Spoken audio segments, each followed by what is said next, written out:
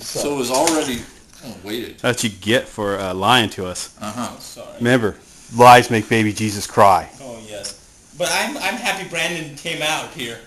This is cool, Brandon. I mean, come on. So you still feel that no matter what you're going to do, okay, you would purchase this. If I have the money, yeah. Okay, well then that shows passion for it. Let's see. Because we need to get to how Jeff's hand is covering his face. We got to see his shame. No shame, just simply Yeah, we've already missed the shame. No, but the point being is that Brandon is right. It is for a target audience, yes, and it's a pretty decent fantasy film. And I've seen it's not a pretty decent. I've seen a hell of a lot more fantasy films than you. And don't say Lord of the Rings. No, I'm not saying Lord of the Rings. Okay, give us another example. Oh, this is better than Narnia, dude. I've seen Narnia. Good point. But you know, that's another one that had an A budget that didn't know what the hell to do with the last Narnia itself. film was really good, and they knew what they wanted to do with it, which was really sad that in the end. But when you feel something for the characters, I mean, even a bad Narnia film, you still feel for the characters. No, you don't. Yes. No, you don't. Okay. Now, in a case like something like Percy Jackson, that was strong elements that were all put together. Plus, you cared about every character that was there, no matter who it was. You're combining, but now you're contradicting yourself by first this is a parody, now it's a fantasy film. Okay, now do fantasy films offers for self-parody? All fantasy films have self-parody, but a lot of the jokes in this were basically D&D. Okay. Basically D&D ran type jokes. So D&D in itself is based upon a certain viewpoint. Storytelling. Lack of storytelling in this case. Okay, do you even know what D&D is? It's like 5 to 6, college guys in the 60s sitting around a table pretending to be freaking elves, okay? And it's not going to be hard. And you did tell a lie, Jeff. You have played D&D one time, and you pissed off Old Man Mike. Oh, that was right. Old Man Mike.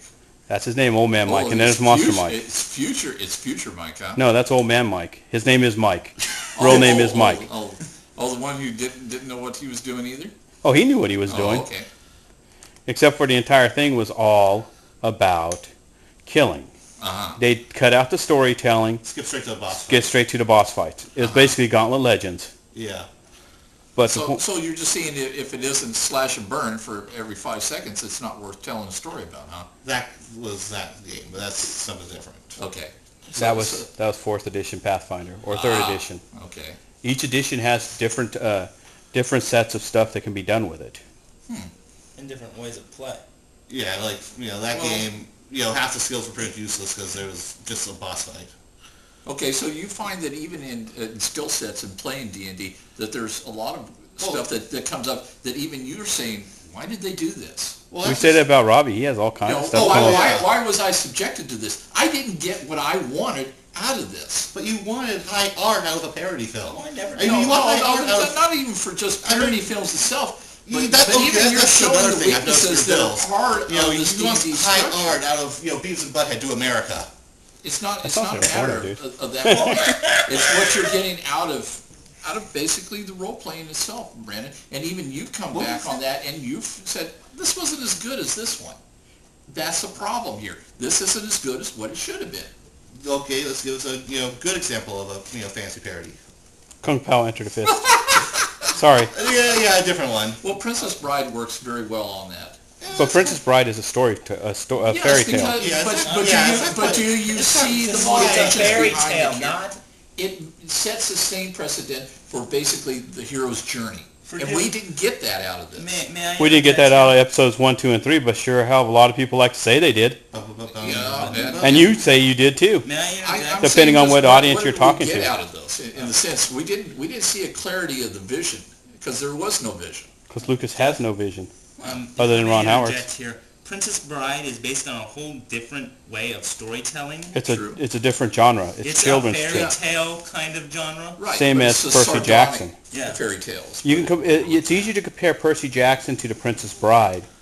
But to compare Princess Bride, but if you want to compare Your Highness to something, you compare it to something like Epic Movie. In types of storytelling. Let's face it. I can remember Fantasy Movie running around with a huge penis around his neck. But Jeff, what I'm saying is trying to say. I'm just saying that there's sophomoric humor here that was not necessary. Hey, have you ever seen ancient Greek art? Most minotaurs tend to be hung like that. Have you ever seen? Not to mention these ancient Greek. Oh, hey, don't forget. Wine holders and the saber. We're not going to quibble about that. Oh, let's put it another way. Rogue Trader and after Citadel models of the Minotaurs were hung like horses. Or both, technically. Oh yeah, they also had ball sacks, which had to be removed. You had nipples on demons, and these were the female kind, and bush. Literally bush. Well, and on some of the models you had vagina. Was this for a general audience? No. This was just basically for... Well, you know, Wait, Brandon has an opinion. Of course it's not for a general audience, it's rated R. A general audience Well, that was is the T-rated. thing. It wasn't hard enough to be worthy of the art, nor was it inventive enough for it. This would have to be invented for an R rating. Okay, I bet you could come up with a half a dozen different better scenarios than they did. Brandon, no. Easily. Maybe. I'm saying this was lazy storytelling and lazy writing. Okay, wait, hold on. Hold on. But it's how you move characters through the script, and they didn't pull this off. It was a standard fantasy thing. Princess Leia gets kidnapped, a bunch of guys go on a quest and do their random little encounters on the way. That's just Stop the fucking. That's but standard when you're sitting fantasy. around, you're saying, "Oh, come on, guys," Only you were doing that. In many ways, it's because what are you getting out of it if you weren't interested in it? A random parody of a bad random parody. No, a good random parody. It's like the Wild that brings Wonga, for goodness sake, with a budget. Now, Brendan, you and I were able to point out instances where we had actually faced these same things in actual D&D games. We were making comments that you were making comments that was like Hazard. That disturbingly like Hazard. I mean, we were able to pull memories of times when things like that had actually happened. And that's actually the sign of good storytelling and movie making. When you can sit there and look at a movie and you go, wow, especially comedy. Comedy relies on past events and stuff that people have done to exaggerate. There's a lot of that's incredulous at best. It's supposed to be what's that word you just used? Incongruous, not meshing. That's the point of it. That's why the point of it is that you feel like you were really involved in the story, and no. What was that word? Incongruity. Incongruous to you and to you alone. No, put down the dictionary. Step away from the car. Okay. That's what we tell you most of the time. You use those words a lot. I'm not sure you know what they mean. I understand. Can we get a dictionary here? I have to agree with Brandon. Sometimes you use big words and I don't think you know what they mean. You just like them because they make you sound superior. And it also makes you sound like you were able to win an argument. For all we know, that word could mean... Like asinine, Robbie? Like all your statements today, tonight? The correct way to put it, you should have said, that word. I don't think it means what you think it means. Challenge, Phil. Let's go for it. Yeah, I challenge that word. Let's find the dictionary. Brandon, you got the cell phone. Do you know how to spell it? Oh, that's really bad. You're using a word you can't even spell?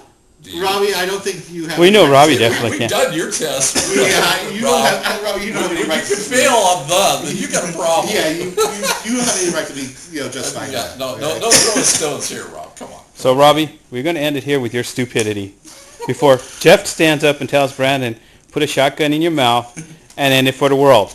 And zap, Robbie, you are dead due to magic fireball.